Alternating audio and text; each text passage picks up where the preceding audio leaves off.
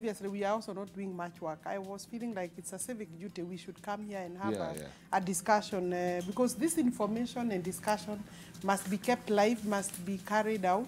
Because I think where we are as Kenyans, we still haven't believed this, that it is happening. So I agree with the Manyora. Those people who really came on to me in terms of the Twitter, and, you know, have developed, there has been a very big number of haters on my account on Twitter, yes. Kenyans on Twitter, and it's okay, let's continue.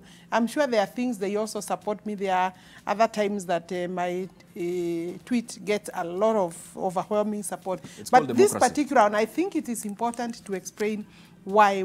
And I hadn't read Manyora's tweet when Simira, and thank you for supporting me, Manyora. I hadn't seen yours.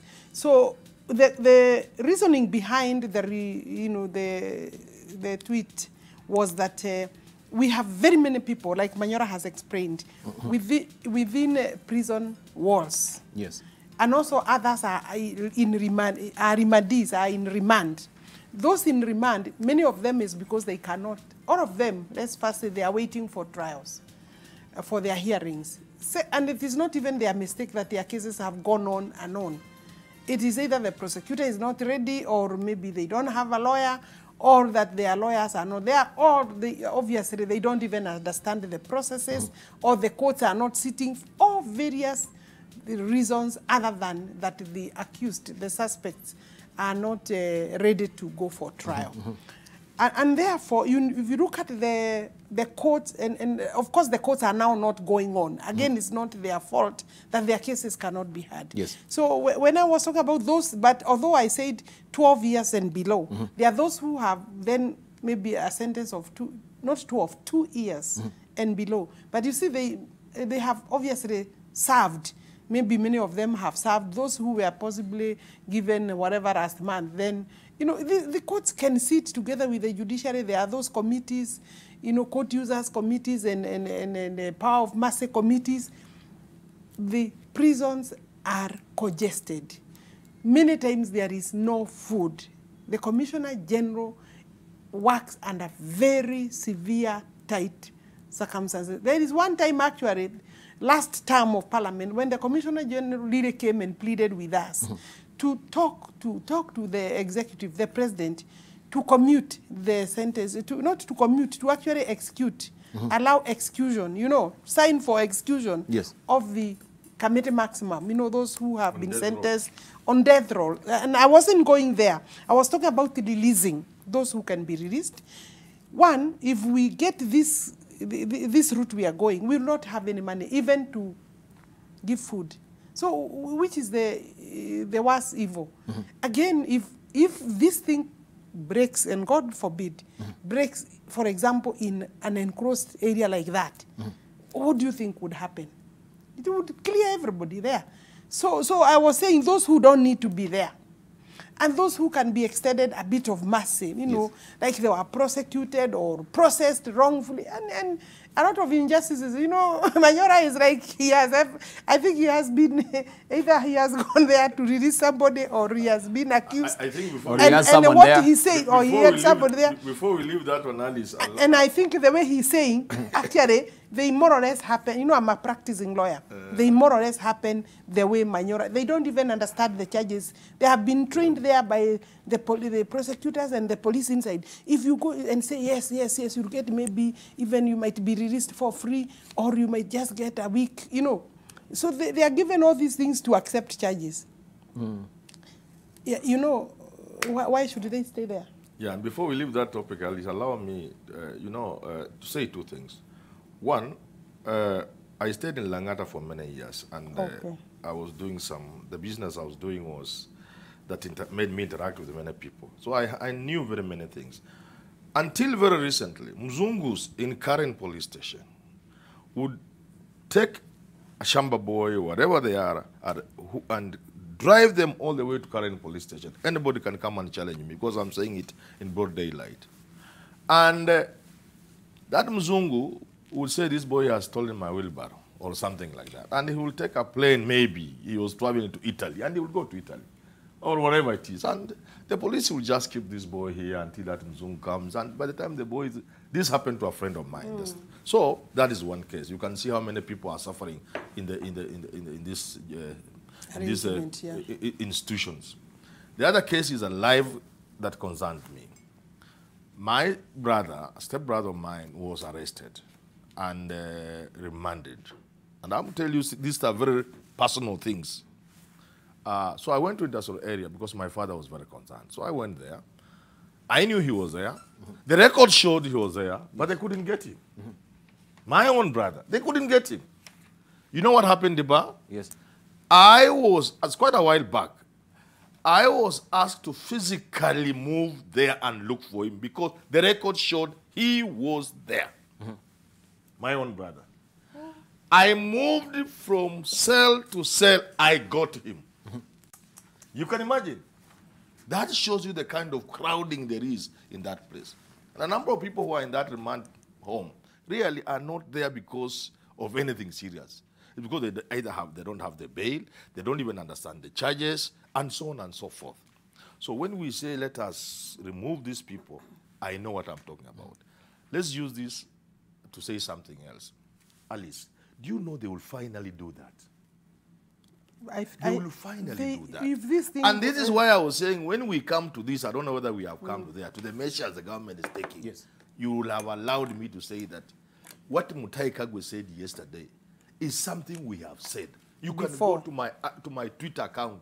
I have talked about all these things, and I'm not the only one. The things Mutahi Kagwe was saying yesterday, we have said that. We have talked about them.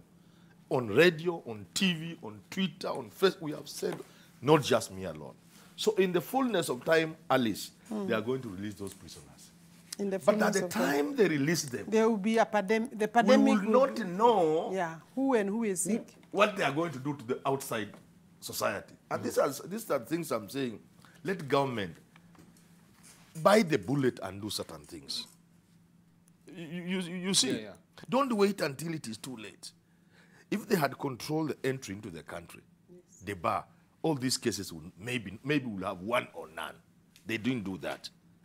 We are taking this long to close the bus. We are saying, even now, Alice, they are saying at cargo planes will come and cargo ships. I tweeted and said this. When the ship has docked at Mombasa, it takes time for it to be cleared. You don't clear a ship in 2 days or 1 day. In the meantime, these guys get out and they go and look for leisure. That is obvious. Everybody knows it. And they will go. We don't have the capacity to control, especially a foreigner. We fear foreigners. They'll go there. So then I ask myself, okay, cargo ships will come. Cargo, eh? What are they bringing? The bar. I can bet my last breath, in any case I'm now an old man, that 90% of those things coming, we don't need them. There are things we can do without for even 3-10 years. I can bet my breath, more than 50% of the things coming are these plastic things from China, which we sell in town here. These useless things. You see, shilingi miambili, shilingi hamsini. I am sure a big percentage is mitumba. There are things we don't even need. There's time to say no ship coming to Kenya, no flights, whether they are cargo or... And then we will sit with the international community, with our brothers and sisters, and say, what are these things we need urgently from Europe? What are these things Europe needs urgently from Africa? That time should be a time we are assessing only that which must come into Kenya or leave Kenya. But to say, oh, cargo ships and they just bring in mitumba. These are the things I'm saying. Let me stop there. But these are the things I'm saying. When we begin to discuss, I can see we have a little time. We will ask government, please government. History can be very harsh. Don't let history judge you harshly. Already Americans are harsh on Trump. Just saying Trump, some of these things, if you had done in the manner they were to be done, at the time they were to be done, Americans will not be subjected to what they are being subjected to today. Let history not judge President Uhuru Kenyatta and Mutahi Kagwe harshly, that you had what it took as a responsibility to save Kenyans and you didn't do it. Let that not happen. Let these 15 cases, let them not go beyond 2030. Yeah. Because it will be bad. Okay, maybe the question of cargo, I am imagining that they are looking at the period, say like the ones come through the sea. Possibly they are looking at the period within which that cargo takes in the seas, the high seas, and like if it is incubation period, you will have spent it. But you see, the time you leave, that you may be having this virus. So you're also infect, and the cargo doesn't come alone. There are several people within that ship. So I think I agree with Manyora. Let's take the measures which are drastic and immediate and effective. I am looking at even this self-quarantine. I actually don't believe in it. Kenyans don't have discipline. We Africans especially, it is not working elsewhere. And that's why Italy is suffering. This self-quarantine. Look at a deputy governor. He's said to have gone for 2 weeks. Obviously, his governor knew he was away. So even the whole staff also knew. Yes. And they were still interacting with him. So you can't even blame the deputy governor alone. He came. Why didn't people run away from him? They did because it hasn't sunk in the Kenyans' mind that this corona is here. Indeed, you even see that people have been saying, oh, there is no corona. Where are these people? Where are the cases? Why are we not getting the faces? Why are we not getting the names? You know, this is a global pandemic. Yes. And we said we need to take measures that take effect, that have the greatest impact, including the bar. There is no secrecy in this. This disease is not a disease that we should be ashamed of. This is a pandemic. So including even saying, we are just saying at 3 foreigners, 3 Kenyans. Kenyans need to know it's my relative. Like these people who have now been collected, recently tested, 8 of them. We are saying, okay, we are trying to trace as a country. Where are we tracing them? Why can't we have the list of these people? I don't see how the oath of secrecy, all these things now do not work and are supposed to be suspended. And you know, Africa is not Europe. You see, in Europe and America, when they say they are tracing contact, the way you trace a contact in America is not the way you say trace a contact. It's effective. Because you see, the Western world has gotten to a point in civilization where life is so orderly, where I can for sure tell you where I have been the whole year. If you ask me even what I did last week, I don't remember. Our life is still informal. Yeah. We move informally, do things informal. So you cannot trace contacts in Kenya the way you trace one in America or Europe. And that's why I support you. Once the family member, and I've been tweeting about it, once the family members have been informed, what other secret are you keeping? There? Why can't Kenyans are asking, why can't we know who so that we, and that I was sick, now I said that like last week. If you cannot appeal to the reason of the Kenyans, the ones, the patient, because, and I think there is nothing, you would be helping and civic duty to say, I was one of the people infected, I'm now here, I'm doing fine. That can also boost Kenyans' confidence in tackling this thing. Why is the ministry taking time to discuss these things so that they can agree on how to make these people public, to agree how they will do it? And I don't think anybody would not. What are people afraid of? This disease is not a sexual contact. You know, sexual contact diseases are the ones who have big stigma. These other diseases, you know, people also, and actually Kenyans need to change their attitude. You know, you will see a family suffering, a patient is dying of cancer, they will still don't even say and even help in terms of awareness creation, because they still think this thing is so shrouded in secrecy that they are not discussing.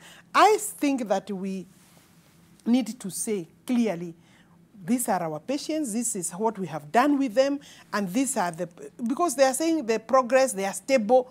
Who is stable and how stable, how bad were they? But we heard yesterday from CS Mutai Kagwe that there are them that are willing to come to, you know, to the fore and say, yes, I have coronavirus here.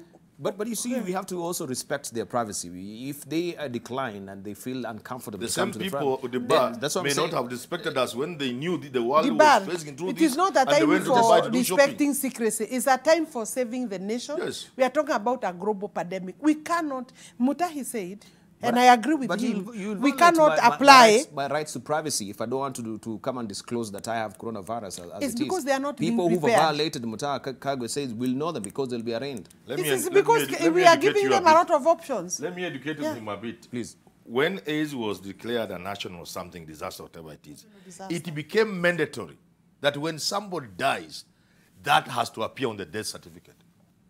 So where was the privacy? Now people knew so-and-so has died from AIDS. You couldn't hide it. But of course, it is one way of addressing a calamity. In other words, what I'm saying is this. We respect your privacy because that matter of health is private. But you also didn't respect us. Knowing so well what the world was going through, you went to Spain and to do shopping or for holiday. Wait a minute. Did you respect us? We don't need to castigate, everyone with a broad stroke of brush because you can say you do not respect us. And these guys were actually acting unbeknownst that actually have contracted this particular COVID-19. No. For them that they know that we have sensitization, they're fully aware, they are all the wise as far as COVID-19 is concerned. Them, you can actually try and... hold on, Dibar. You need... Look at... Let's trace back. We had said that maybe Kenyans actually still said.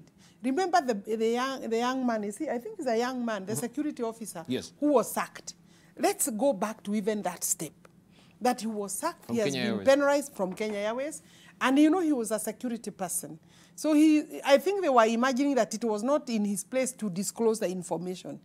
What bigger security aspect can a person who is in charge of security be looking at if he is not going to announce the way he did? Because everybody is supposed to be actually alert and acting in a manner that you protect your country. So even now he's still being stigmatized. And you are telling us we are behaving properly. He has been transferred from where he is. I have just read here on page 4. He has been transferred. You remember he had to go to court to be able to retain his job, because he was sent home with a salary and he said, I wanted to work. Why am I being paid? Because I think he knew the next thing is a sacking. Then, of course, now he has been released of those duties. I suppose he has been put into other areas. The whistleblower duty. The bar. Let us another department. We are not. I think I can see Mutahi is actually trying in the circumstances, but you see, they need to make final and firm. We need. I don't know. We are afraid of lockdown. Are we ready to go through what Italy is going through? There's something else about this, because people are listening to us and might say we are being unfair, we don't respect privacy. You see, let me use two cases. Case number one, Deputy Governor. Why did he go to Italy even after his own, not Italy, what was his, Germany? Even after Germany had cancelled, that conference had been cancelled. And the governor had even advised him not to go. But unknown to the governor, as he says, the man traveled. He has been told not to travel. The conference or the meeting has been cancelled. He goes because of money. He comes back and behaves the way he has behaved. If the MCS don't even impeach that man, then that county assembly in Kilifi has no point of existence. The Constitution is very clear about how public servants should conduct themselves. If they don't impeach this man, then that county assembly is just useless. Now, look at a person like that. You want us to respect him. Look at a lady who escapes from isolation. Then Bagadi or somewhere, knowing so well she has been isolated because she's unwell, escapes and checks herself into a hotel. And you still tell me, and you want to convince me, that we should not disclose who these people are because of whatever reason they are. Some of them because they had gone to do bad things, because people would laugh. Let us laugh, but this is not time to even castigate the government. Why did you allow people to travel, like I said last week? Let us just face the pandemic. Let us just know we need to do what we need to do. And the bar, honestly, like we have said on this bench, I said last week and I want to say again, hii si wakati ya mchezo.